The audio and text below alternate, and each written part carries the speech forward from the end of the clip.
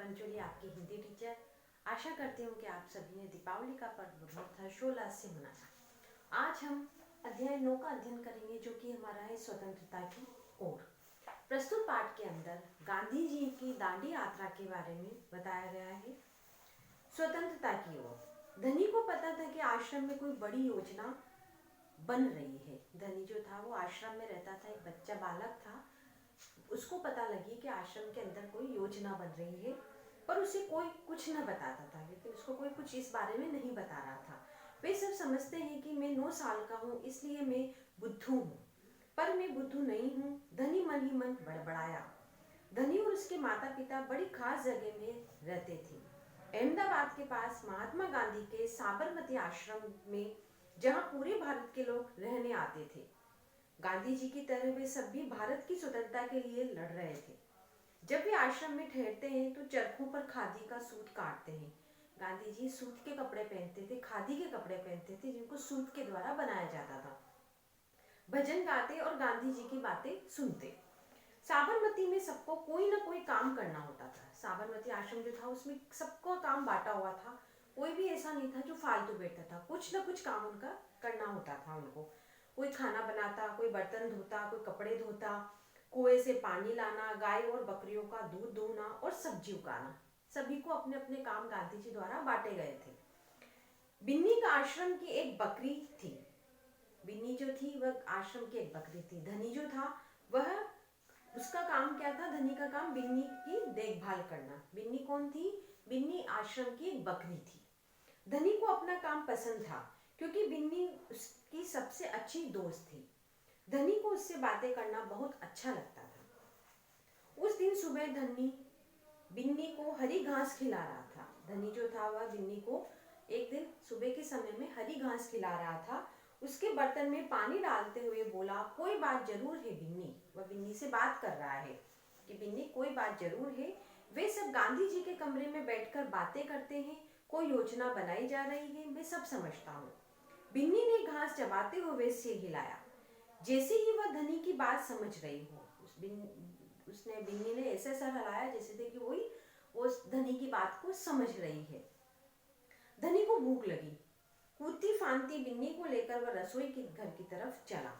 उसकी माँ चूल्हा फूंक रही थी, अर्थात चूल्हा जला रही थी, और कमरे में धुआं भरा हुआ था, और कमरे के अंदर धुआं भरा हुआ था। पहले के समय में चूल्हे पर भोजन पकाया जाता था। अम्मा, क्या गांधी जी कहीं जा रहे हैं? धनी ने अपनी अम्मा से, अपनी माँ से पूछा कि क्या गांधी जी कहीं जा रहे हैं? खांसते हुए माँ बोली, वे सब यात्रा पर जा रहे हैं। यात्रा कहाँ जा रहे हैं? धनी ने सवाल किया। समुद्र के पास कहीं। माँ ने बोला कि समुद्र के पास। सब अब सवाल पूछना बंद करो और जाओ यहाँ से। धनी। अम्मा जरूर गुस्से से बोली, पहले मुझे खाना पकाने दो। अम्मा ने बोला कि अब तुम फालतू की बातें मत करो, तुम यहाँ से जाओ, मुझे खाना पकाने दो, बनाने दो। धनी सब्जी की क्यारियों की तरफ निकल गया जहाँ बूंदा बिंदा आलू खोद रहा था। बूढ़ा जो बिंदा था वह आलू खोद रहा था, वह उस तरफ क्यारियों की तरफ निकल गया। बिंदा चाचा, धनी उनके पास बैठ गया। आप भी यात्रा पर जा रहे हैं क्या? धनी ने पूछा बूढ़ा काका से कि क्या आप भी यात्रा पर जा रहे हैं?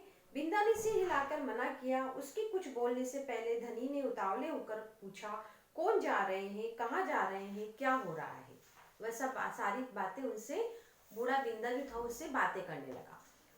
बिंदा ने खोदना रोक दिया और कहा, तुम्हारा सब सवालों के जवाब दूंगा, पर पहले इस बकरी को बांधो, मेरा सारा पालक चबा रही है। धनी बिल्ली को खींचकर ले गया और पास के नींबू के पेड़ से उसको बांध दिया। फिर बिंदा ने उसी यात्रा के बारे में बताया। बूढ़ा बिंदा जो था उसने उसको, धनी को, यात्रा के बारे में बताया। गांधी जी और उनके कुछ साथी गुजरात पैदल चलते हुए दांडी नाम की जगह पर समुद्र के पास पहुंचेंगे। गांव और शहरों से होते हुए पूरा महीना चलेंगे, क्योंकि पहले के समय में कोई साधन नहीं था कहीं जाने का, तो पैदल ही यात्रा की जाती थी। गांव और शहरों में होते हुए पूरा महीना चलेंगे। दांडी पहुंचकर वे नमक बनाएंगे। नमक? धनी चौंक कर उठ बैठा। नमक क्यों बनाएंगे? वह तो किसी भी दुकान पर खरीदा जा सकता है। हाँ, मुझे मालूम है, बिंदा हंसा, पर महात्मा जी की एक योजना है। ये तो तुम्हें पता ही है कि वह किसी बात के विरोध में ही यात्रा करते हैं या जुलूस निकालते हैं न। हाँ बिल्कुल सही है, उनको कोई किसी चीज का विरोध करना होता है, बूढ़ा बिंदा ने कहा, तभी वो कोई यात्रा निकालते हैं या उसका विरोध करते हैं या उसके बारे में चर्चा करते हैं। मैं जानता हूं, मैं वे ब्रिटिश सरकार के खिलाफ सत्याग्रह के जुलूस निकालते हैं, जिसके उनके खिलाफ लड़ रहे हैं, जिसके लिए वह उनके खिलाफ लड़ रहे हैं अंग्रेजों से, और भारत स्वतंत्र हो जाए, ताकि वह भारत जो है हमारा अंग्रेजों के पास है, अंग्रेजों ने उनके ऊपर कब्जा कर रखा है, तो वह भारत आजाद हो जाए अंग्रेजों के हाथों से। पर नमक को लेकर विरोध क्यों कर रहे हैं, यह तो समझदारी वाली बात नहीं है। बिल्कुल धनी, क्या तुम्हें पता है कि हमें नमक पर कर देना पड़ता है, टैक्स देना पड़ता है? धनी ने उसने बोला, बिंदा ने, कि क्या तुम्हें धनी ये पता है कि जो हम नमक लेते हैं, जो नमक का प्रयोग करते हैं, अंग्रेजों से लेते हैं, उस पर भी हमको टैक्स देना पड़ता है, उस पर भी हमको कर देना पड़ता है। अच्छा, धनी हैरान रह गया। नमक की जरूरत सभी को है, इसका मतलब है कि हर भारतवासी गरीब से गरीब भी यह कर देता है। बिंदा चाचा ने आगे समझाया, भी सबको नमक की जरूरत पड़ती है, हम भोजन के अंदर नमक का प्रयोग करते हैं, लेकिन उसके लिए जो गरीब इंसान है वो किस प्रकार से उसका कर दे सकता है? तो दांडी यात्रा करके ने जो महात्मा जी हैं, महात्मा गांधी जी हैं, वह समुद्र के किनारे नमक को बनाएंगे, जिससे कि नमक स्वयं हम पैदा करेंगे, हम बनाएंगे, जिससे हमको किसी को कर देने की आवश्यकता नहीं होगी। लेकिन यह तो सरासर अन्याय है। धनी की आंखों में गुस्सा था, धनी को गुस्सा आ गया कि नमक के लिए हमको किसी को कर देना पड़ता है, इसके ये तो अन्याय है, ये तो गलत है। हाँ, यह अन्याय है। इतना ही नहीं, भारतीय लोगों को नमक बनाने की मनाही है, और भारतीय लोगों को नमक बनाना मना है। क्यों मना है? क्योंकि अगर स्वयं भारतवासी अगर उस नमक को बनाने लग जाएंगे, तो जो अंग्रेज है वो कर किससे वसूल करेंगे? महात्मा जी ने ब्रिटिश सरकार को कर हटाने को कहा, पर उन्होंने ये बात ठुकरा दी। महात्मा ने बोला कि आप कर हटा दीजिए नमक के ऊपर से, लेकिन ब्रिटिश सरकार ने ये इनकार कर दिया। इसलिए उन्होंने निश्चय किया कि वे दांडी पर जाएंगे और समुद्र से के पानी से नमक बनाएंगे। 1 महीने तक पैदल चलेंगे। धनी सोचकर परेशान हो रहा था, गांधी जी तो थक जाएंगे, वे दांडी बस या ट्रेन से क्यों नहीं जा सकते, क्योंकि यदि वे इस लंबी यात्रा पर दांडी तक पैदल जाएंगे तो ये खबर फैलेगी, अखबारों में फोटो आएंगे कि गांधी जी स्वयं पैदल चलकर नमक का उत्पादन करेंगे, नमक बनाएंगे। रेडियो पर रिपोर्ट आ जाएगी और पूरी दुनिया के लोग यह जान जाएंगे कि हम अपनी स्वतंत्रता के लिए लड़ रहे हैं, और ब्रिटिश सरकार के लिए बड़ी शर्म की बात होगी।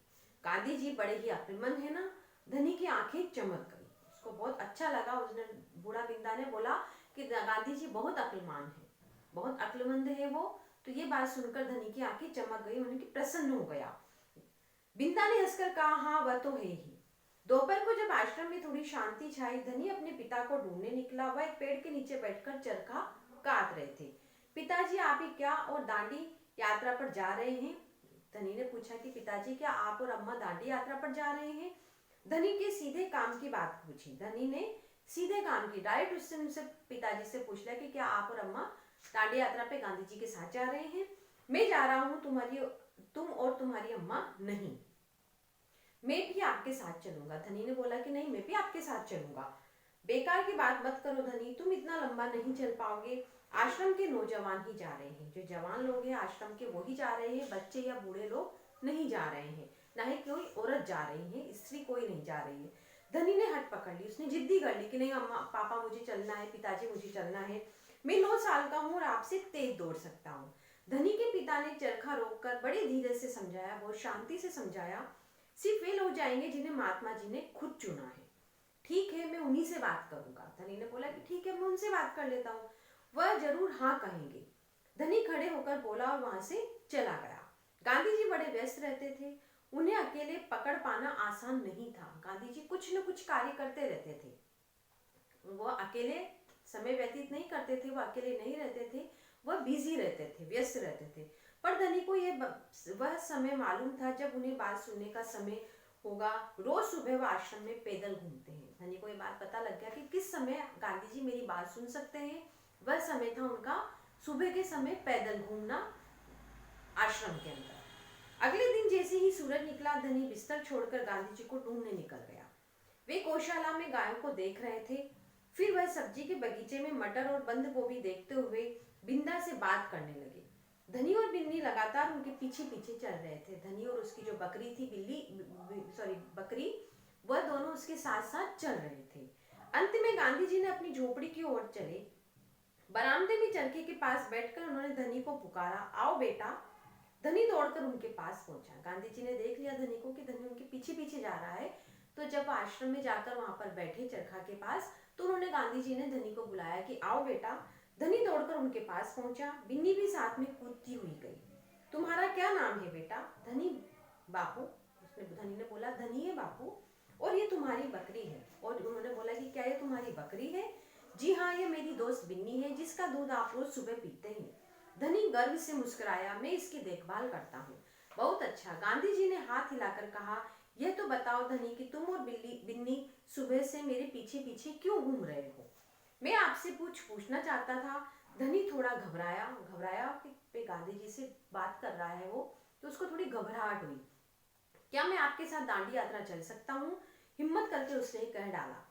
गांधी जी मुस्कुराए, तुम अभी छोटे हो बेटा, दांडी तो बहुत दूर है, सिर्फ तुम्हारे पिता जैसे नौजवान ही मेरे साथ दांडी यात्रा पर जाएंगे। पर आप तो नौजवान नहीं हैं। धनी ने बोला कि आप तो नौजवान नहीं हैं। धनी बोला, आप थक नहीं जाएंगे? मैं बहुत अच्छे से चलता हूँ, गांधी जी ने कहा। मैं भी बहुत अच्छे से चलता। धनी भी अड़ गया वो भी कि नहीं, मैं भी बहुत अच्छे से चलता हूँ। जब आप मुझसे इतने ज्यादा उम्र में हैं, तो जब आप इतना अच्छे चल सकते हो, तो मैं तो आपसे छोटा हूँ बहुत, तो मैं तो आपसे तेज चलता हूँ, मैं आपसे ज्यादा अच्छा चल सकता हूँ। हाँ ठीक बात है, पर कुछ सोच कर गांधी जी बोले, मगर एक समस्या है। अगर तुम मेरे साथ चलोगे तो जो बिन्नी है तुम्हारी बकरी, इसका देखभाल कौन करेगा? इसको समय पर कौन चारा खिलाएगा? कौन इसका दूध निकालेगा? और जब तक मैं, अगर ये भूखी रहेगी, अगर तुम मेरे साथ चलोगे और ये भूखी रह जाएगी, तो ये जब हम आएंगे वहां से थके हुए, तो मैं किसका दूध पीऊंगा? मैं दूध ही नहीं पी पाऊंगा। इतना चलने के बाद मैं कमजोर हो जाऊंगा। गांधी जी ने बोला कि मैं इतना पैदल चलूंगा तो मैं कमजोर हो जाऊंगा, इसलिए जब मैं वापस आऊं तो खूब सारा दूध पीना पड़ेगा, जिससे कि मेरी ताकत लौट आए। ये बात तो ठीक है, बिन्नी तभी खाती है जब मैं उसे खिलाता हूँ। धनी बोला कि बिन्नी तभी खाएगी जब मैं उसको घास खिलाऊंगा, वह किसी औरों से नहीं खाएगी। धनी ने प्यार से बिन्नी का सिर सहलाया, और सिर्फ मैं जानता हूँ कि इसे क्या पसंद है। बिल्कुल सही, तो क्या तुम आश्रम में रहकर मेरे लिए बिन्नी की देखभाल करोगे? गांधी जी प्यार से बोले, जी हाँ करूंगा। धनी बोला, बिन्नी और मैं आपका इंतजार करेंगे। गांधी जी ने धनी को समझाया किस प्रकार से कि अगर तुम मेरे साथ चलोगे तो तुम्हारी जो धनी बिन्नी जो है, इसकी देखभाल कौन करेगा? क्योंकि मैं जब इतना पैदल यात्रा करूंगा तो मैं अत्यंत थक जाऊंगा, मैं कमजोर हो जाऊंगा, तो मुझे उस समय ताकत के लिए मुझे दूध की आवश्यकता होगी। और अगर तुम चलोगे तो ये दूध नहीं, ये घास नहीं खाएगी, तो मुझे दूध नहीं मिल पाएगा। तो स्टूडेंट्स, आप इस पार्ट को दोबारा से पढ़िए। Thank you.